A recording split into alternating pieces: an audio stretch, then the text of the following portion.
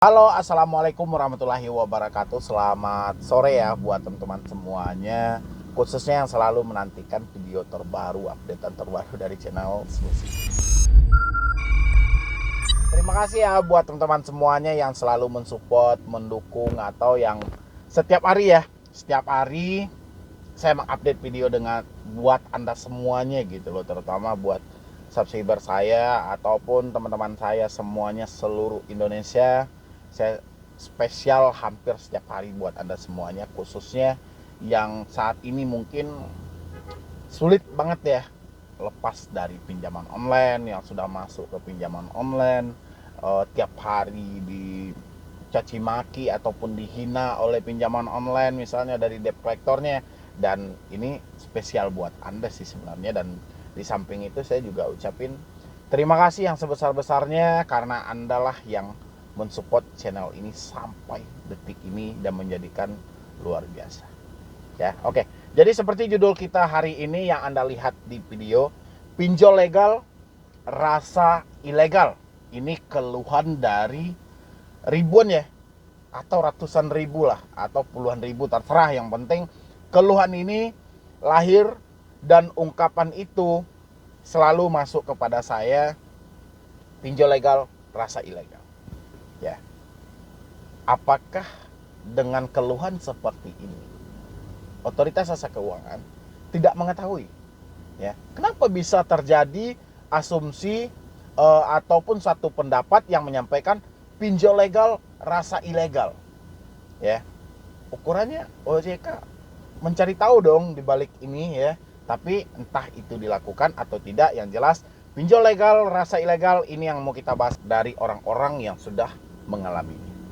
Ya, hari itu ada yang ngadu sama saya, "Bang, ini bang, aplikasi yang sudah terdaftar di OJK ingin menghubungi kontak saya, menghubungi kontak darurat saya, ingin menghubungi perusahaan saya, ini segala macam." Loh, kok bisa kayak gitu? Iya bang.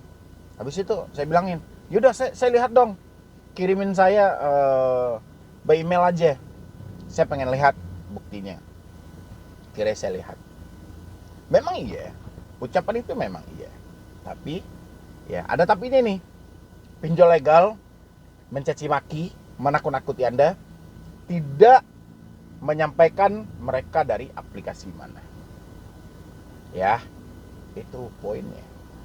Mereka tidak menyampaikan ini mereka dari aplikasi mana. Tapi si debetur cuman minjam di satu aplikasi. Ya, ini nggak bisa dielakkan ini. Dia cuman minjam di satu aplikasi itu aja. Ya, tiba-tiba dia dapat ancaman seperti itu. Dia nggak minjam lagi di tempat lain. Beda hal kalau orang ini sudah terjadi gali lubang tutup lubang. Dia minjam di beberapa pinjol, tiba-tiba dia mendapatkan chat seperti itu. Habis itu dia berasumsi salah satu pinjol legal. Ini baru sulit. Tapi orang ini cuma minjam di satu aplikasi. Ya, itu pun karena kebutuhan mendesak banget. Ya, dan itu pun dia nggak sangka-sangka.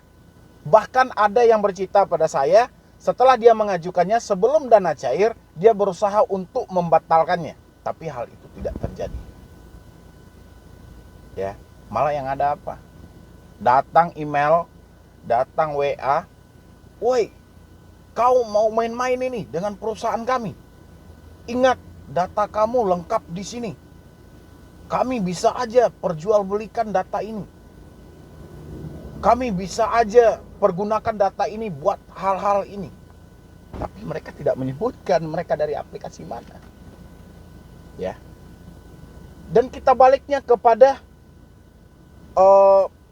Otoritas Jasa Keuangan selaku tiang besar di tengah perbankan ini. Karena semua keputusan ada di tangan Otoritas Jasa Keuangan. Banyak loh yang mengeluh. Banyak pasti pengaduan yang masuk. Ya, tapi saya masih ingat ada satu postingan dari Otoritas Jasa Keuangan yang menyampaikan tata cara pengaduan pinjol legal atau terdaftar ke Otoritas Jasa Keuangan harus didasari dengan bukti yang valid. Didasari dengan bukti yang valid ini, ya, otomatis secara bodohnya kita memikir, harus jelas ini dari aplikasi mana. Ya. Sementara pinjol itu telah mengetahui bahwa tata cara itu seperti itu, sehingga disettinglah debt collectornya dalam menagih tidak lagi menyebutkan mereka dari aplikasi mana, sehingga kita disuruh meraba.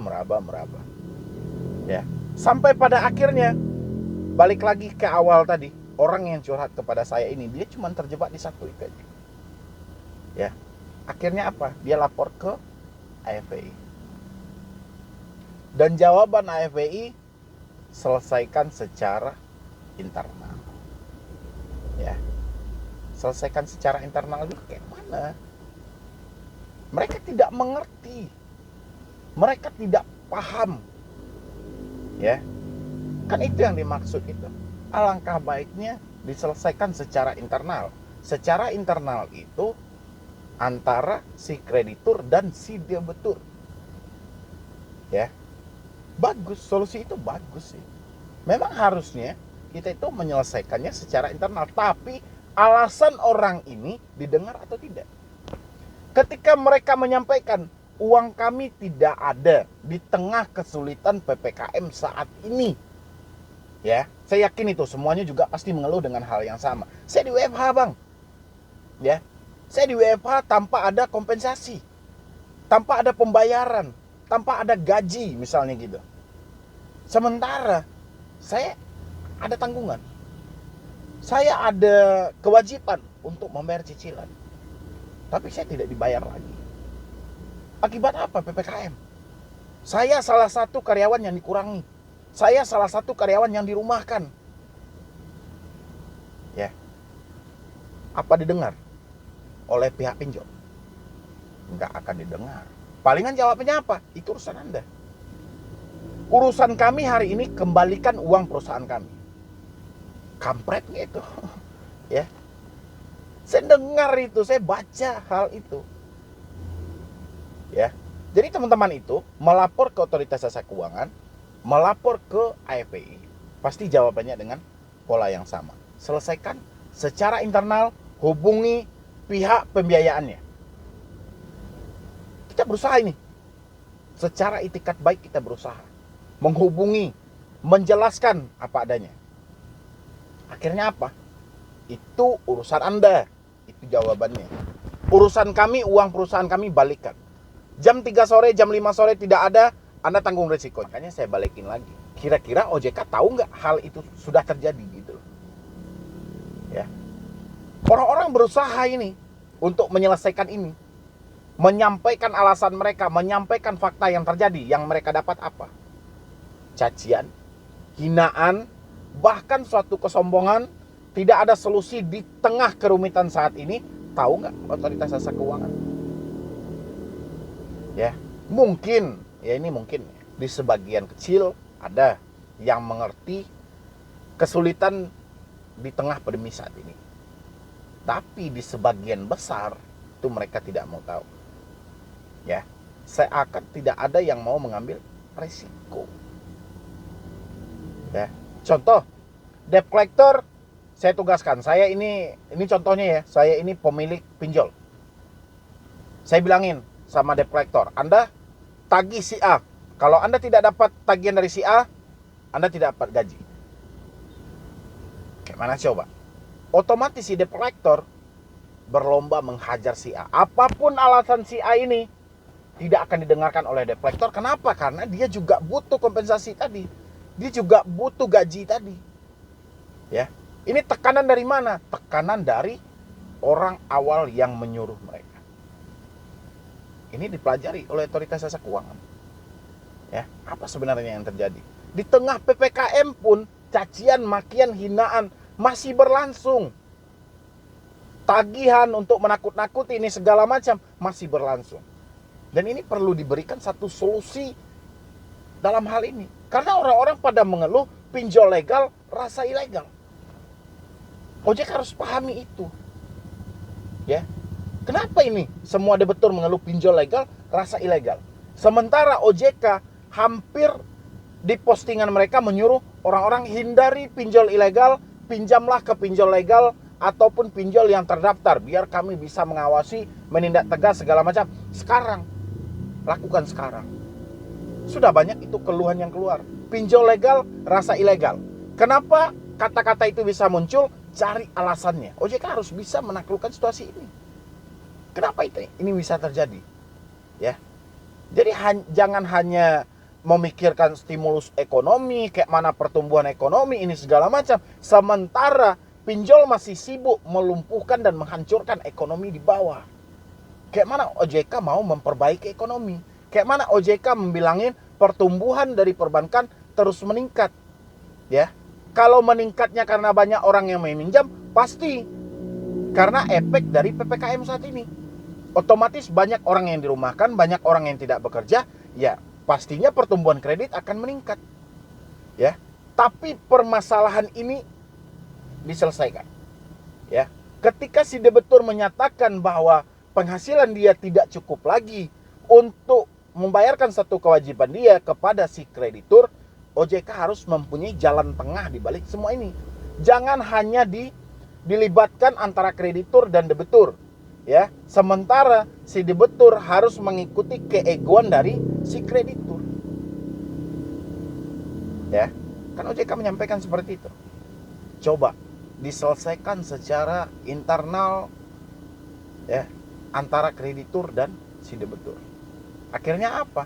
Si debitur hanya menerima suatu keegoan dan suatu kesombongan, baik itu dari pemilik pinjolnya ataupun pekerja dari pinjolnya. Ya. Bukannya solusi yang mereka dapatkan, tapi caci maki. Ya. Dan teman-teman semuanya juga seperti itu saya sampaikan hari ini. Pinjol legal yang rasa ilegal.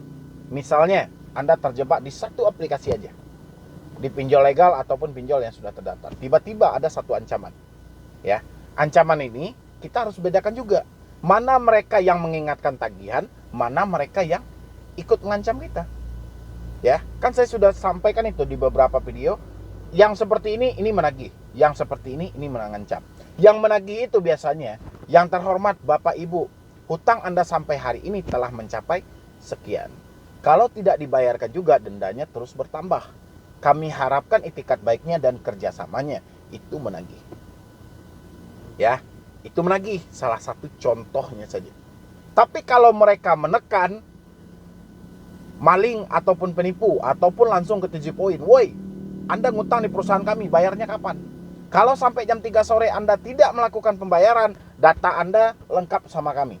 Kami akan hubungi perusahaan Anda, kami akan hubungi kontak darurat Anda, bahkan kami akan laporkan Anda atas dasar penipuan, melarikan uang perusahaan, itu melakukan pengancaman. Ya, itu harus dibedakan dari teman-teman semuanya. Jangan kita pukul rata. Mereka yang menagih dan mereka yang mengancam, kita harus tahu persis dan perbedaan. Jadi kalau pinjol legal sudah Anda ketahui, misalnya mereka selalu mengancam, menekan Anda, yaudah stop membayarnya secara online.